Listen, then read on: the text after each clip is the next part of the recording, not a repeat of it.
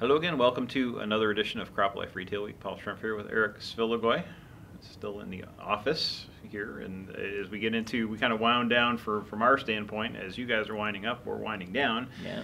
Since by the time we get to mid-spring, you really aren't paying much attention to what you say. Maybe you're watching this in the cab in a couple of weeks. I don't know. That would be great. But in any event, I know we're kind of winding down through as we get through April, May issue, and things get a little bit quieter. So it's been interesting to see what kind of news has come through. A lot of things on the crop protection front. I think as we would suspect with the mergers and so forth. I know you found a few tidbits. Found a few tidbits, Paul. We've been following all the consolidations going on in the market, and we got news before we're airing here that there's two developments, one a conclusion and one another big question mark, I guess. On the conclusion side, Syngenta has announced that it's completed the sale of some of its products to New Farm, so that actually completes their last bit of transactions to go through with their merger with ChemChina. So that's now done and in the books, Paul. But on the question mark front, I know we had reported the last few weeks that Bayer was trying to divest more assets to appease the European Commission regarding its proposed merger with Monsanto. They were looking to sell their vegetable line to BASF, vegetable seed line, excuse me. But now we found out that the U.S. Justice Department has some more objections to the Bayer-Monsanto deal as it's structured. And it looks like they're going to request more divestitures on top of the ones that have already been announced. So, Paul, I know that Monsanto and Bayer were hoping that they'd have their deal finalized by the end of the second quarter of 2018.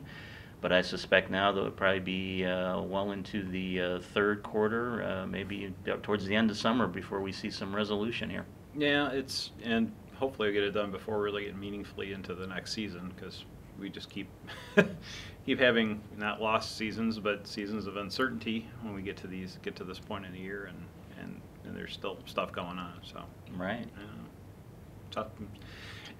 Just have to keep muddling through. Yeah, they'll keep. I mean, hopefully they'll have something left when it's all said and done. I mean, we'll have to see what the U.S. Justice Department is going to ask them to divest. I guess we'll have to wait and see on that. Yeah. So news of the kind of strange was seeing Amazon was Walmart in I guess in response to Amazon launching some patents in the agriculture market, which I got a lot of people kind of up in arms as to the question of how can they actually patent some of these ideas. So that some of them were interesting. I mean the mechanical bee I thought was a little bit over the top, especially in lieu of seeing some of the news items that bees are now coming out in record numbers, and maybe the bee apocalypse was perhaps is not in the offing.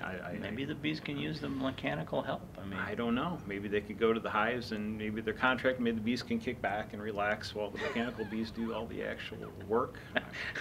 sort of kills the definition of worker bee, doesn't it? It sort of does, but they work pretty couch hard. Potato bee. I haven't seen bees that get one. shifts or something like that. It could change the whole dynamic of the social structure in the hive. I don't know. I'm going to watch for that. Yeah.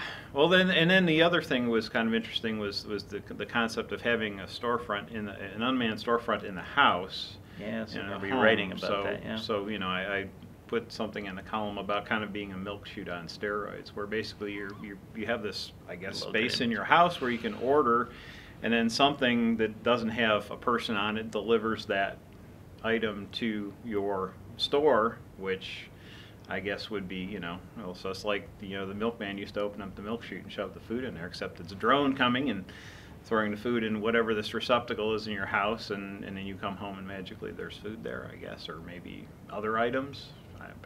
I mean, I guess if they had refrigeration, that would be kind of cool, because then you could have milk and perishables and things like that delivered fresh to you if you wanted. But it seems kind of a leap. But I'm 54 or 53, going on 54, so I'm kind of like, man, I'm good walking into the corner and getting milk. Yeah, but brave new world. I mean, again, it's everything's about convenience, and we've had social media, which gives everybody the chance to be the individual star of their life, and everyone else if they care to share. So, I mean, the fact that you're going to have your own personalized drone robot to deliver food. I mean, I don't see that as a big leap anymore. I don't know.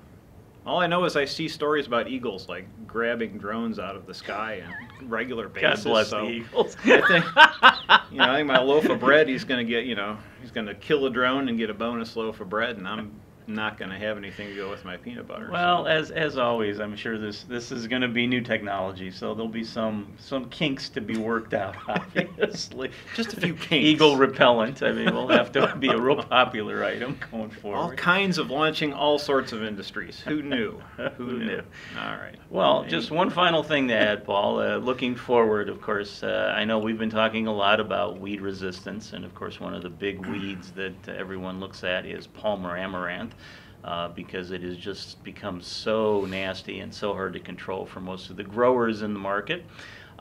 We heard from some researchers at Kansas State University that they think they've discovered how Palmer has been able to be so good at basically defeating glyphosate as a way to kill the plant. Paul, in most organisms, I guess, that some of these genes that offer resistance go through in a long chain of a chromosome, basically. But in Palmer, that there's like hundreds of copies that go into the plant, and it's sort of like a circular chain. It's not a straight line; it's circular. So everything kind of goes through and cycles and cycles and cycles. So basically, the glyphosate cannot overwhelm the plant. The plant eventually wears out the active ingredient and it no longer works. So researchers are hopeful with this knowledge that perhaps they'll be able to maybe tailor glyphosate in the future so that it'll be a little more effective, or come up with some new method to control Palmer. I think it's something the mechanical bees could deliver directly to the plant. And we're back to the bees. All right. Well, thank you, Paul, for going circular on that. Well, that's it for this edition of Crop Life Retail Week, and we will see you next week.